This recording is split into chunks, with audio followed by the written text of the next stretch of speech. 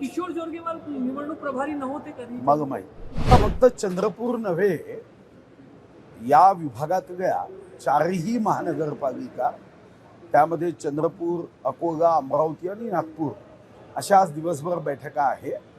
त्यासाठी त्या महानगरपालिकेच्या प्रमुखांसोबत चर्चा होईल. त्या ठिकाणी जी प्रभारी आहे, जसं चंद्रपूरचे प्रभारी चैनसुख संचेतीजी, श्री अशोक नेतेजी व आम्ही एक 5-7 लोक, असं चंद्रपूरची बैठक होईल. अमरावतीची तशीच बैठक होईल. काल पुण्याची बैठक होती. माझ्या माहितीप्रमाणे आज मुंबईची बैठक आहे. तर असा 29 कॉर्पोरेशनचा या 3 दिवसाचा कार्यक्रम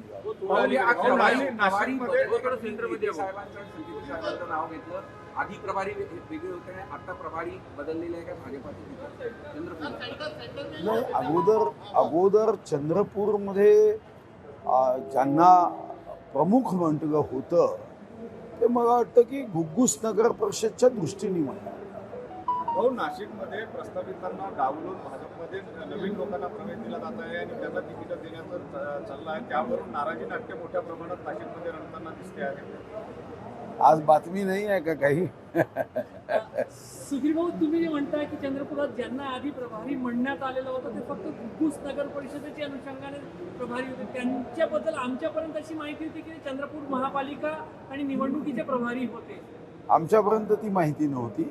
पण मला जे सांगण्यात आलं आहे, श्री उपेंद्र कोठेकरजींनी आज सांगितलं की चैनसुख संचेतीजी, ज्यांनी मुलाखती घेतल्यात, आणि अशोक नेते हे त्या बैठकीत उपस्थित राहतील आणि ते पक्षाचे निवडणूक प्रमुख आणि प्रभारी म्हणून. किशोर जोरगेवार निवडणूक प्रभारी नव्हते कधी? मग माहीत